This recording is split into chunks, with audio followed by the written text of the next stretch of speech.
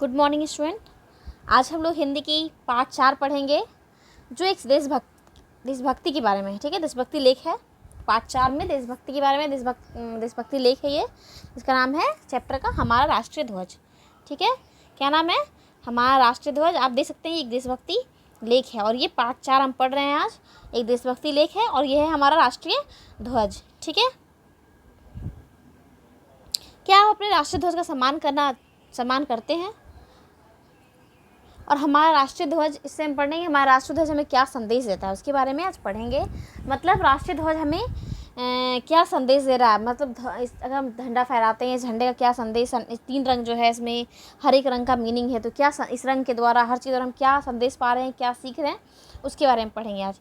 बच्चों, क्या आप जानते हैं कि हमारे देश में के राष्ट्रीय ध्वज का नाम क्या है? जी हाँ, बिल्कुल ठीक, तिरंगा झंडा।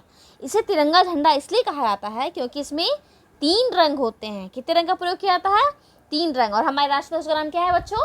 तिरंगा। ठीक है, आप जानते हैं ना सभी लोग, हमको पता है कि आप सभी जानते होंगे। तो तिरंगा झंडा जो है इसलिए कहा जाता है, इसको क्यों कहा जाता है? क्योंकि इसमें 3 रंग है। आप देखे होंगे, आप लोग झंडा फहराते हैं, 3 रंग रहता है उसमें, तो इसका नाम तिरंगा दिया गया।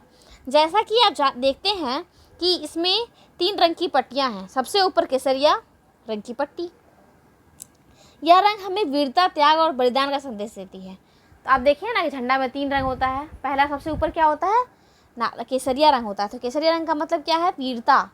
हम ब्रेवरी दिखाते हैं ना, डरते नहीं है, डरपोक नहीं, जैसे हमारे सैनिक कैसे बॉर्डर पे लड़ा करते हैं, तो ये वीरता दिखाता है केसरिया रंग। त्याग करना सिखाता है हमें कि हम हमारे देश की आज़ादी के लिए बहुत सारे हमारे स्वतंत्रता सेनानी, जैसे कि झांसी की रानी, सुभाष चंद्र बोस, चंद्रशेखर आज़ाद, बहुत सारे लोग ऐसे, सभी लोग अपना त्याग कर दिए थे देश को बचाने के लिए, बलिदान दिए थे अपने देश को बचाने के लिए, है ना। तो ये उसी का संदेश देता है। ठीक है, कि देश के लिए मर मिट जाओ, बहादुरी दिखाओ। आप देखिए फोर्स लोग जो होते हैं, एयर फोर्स, नेवी फोर्स है, सेना लोग के बारे में सुने होंगे, इतना सेना मर गया ये वो देश को बचाने में, तो अपने देश को सेवा करने में अपना जान त्याग देते हैं, तो अपना वीरता दिखाते हैं, है ना। और सैनिक किसी दूसरे को अटैक करने नहीं देते हैं। प्राचीन समय में वीर सैनिक केसरिया रंग के वस्त्र पहनकर युद्ध करने जाते थे। बीच में सफ़ेद रंग की पट्टी है।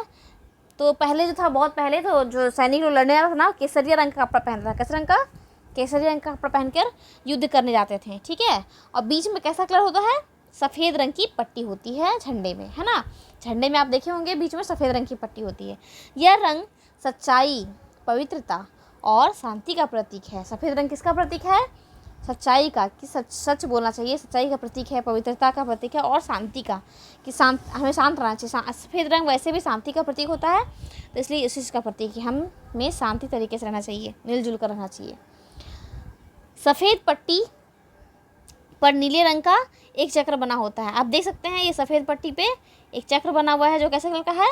जो नीले रंग का है। ठीक है, तो ये जो नीले रंग का चक्र बना हुआ है, इसमें वाराणसी के पास सारनाथ के स्तंभ से लिया गया है। इसको कहाँ से लिया गया है? वाराणसी के पास एक सारनाथ स्तंभ है, उससे ये चक्र को लिया गया है। तो भाई चक्र लिया गया है, हर चीज़ का मतलब है। केसरिया रंग का मतलब है, वाइट रंग का मतलब है, ग्रीन रंग का मतलब है, तो इस चक्र का भी कुछ ना कुछ मतलब होगा, है ना। चक्र में देखिए लाइनिंग दिख रही है आपको बहुत सारी, इसे पता है कितनी लाइनिंग होती है? इसमें 24 लाइनिंग होती है। देखिए इसमें लिखा हुआ है, इस चक्र में 24 कमानियाँ हैं।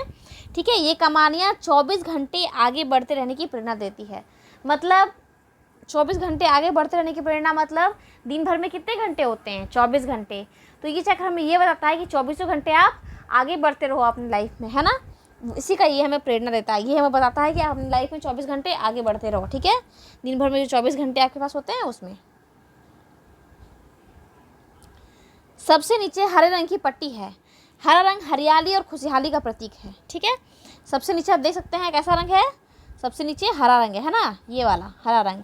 ये किसका प्रतीक है? हरा रंग खुशहाली और हरियाली का प्रतीक है। ठीक है, अधिक अन्न उगाकर हम अपने देश के लोगों की भूख मिटा सकते हैं। जैसे हमारा देश क्या है? हमारा देश जो भारत है वो कृषि प्रधान देश भी है। ठीक है, तो हरियाली खुशहाली मतलब अगर हरियाली रहेगा, खेत में धान बोन होगा, अनाज उगेगा, तभी तो हम खुश रहेंगे ना। तो उसमें कहना गया अधिक अन्न उगाकर हम अपने देश को रोग की भूख मिटा सकते हैं, है ना।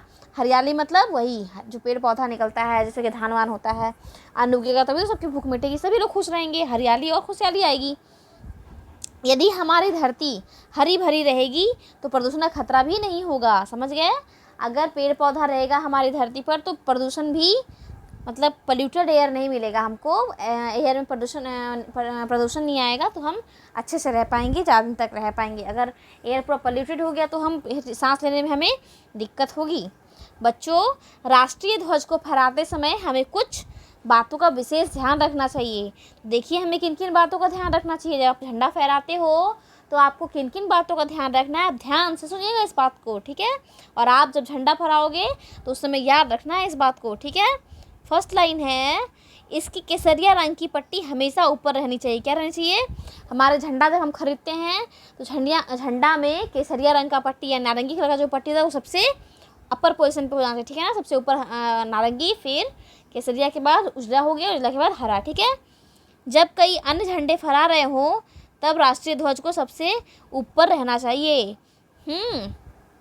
तो कोई लोग और भी झंडा फहरा तो राष्ट्रीय ध्वज कहाँ होना चाहिए? सबसे हाइट पर, सबसे ऊपर रखना चाहिए, ठीक है। इसे कभी भी फटी अथवा गंदी अवस्था में नहीं फहराना चाहिए। मतलब कि आपका झंडा अगर फट गया हो और अगर वो गंदा हो तो गंदे अवस्था में इसको नहीं फहराना चाहिए, इसको साफ़ कर लीजिए। अगर कपड़ा फट गया है, आपका झंडा फट गया है तो आप नया खरीद लीजिए, ठीक है। गंदा और फटा हुआ झंडा नहीं फहराएंगे आज से। अगर फट गया तो पापा मम्मी से बोलेंगे मम्मी खरीद दो मुझे नया झंडा, ठीक है। ये सब रूल्स है हमारे झंडों के लिए, ठीक है। संध्या के समय इसे उतार लेना चाहिए और जब भी आप झंडा फहराओ तो शाम होने के बाद, संध्या होने से समय शाम होता है उस समय झंडा को उतार लेना चाहिए। सब रूल्स है, ठीक है। नहीं तो आपको पकड़ के जेल भी ला सकते हैं अगर आप ऐसा नहीं करोगे तो। राष्ट्रीय ध्वज का सदा सम्मान करना चाहिए। हमें अपने राष्ट्रीय ध्वज को रिस्पेक्ट देनी चाहिए, उनका इज्जत करने के सम्मान करना चाहिए, ठीक है स्टूडेंट्स। आप इन सभी बातों को याद रखें झंडा फहराते समय, ठीक है। Thank you students.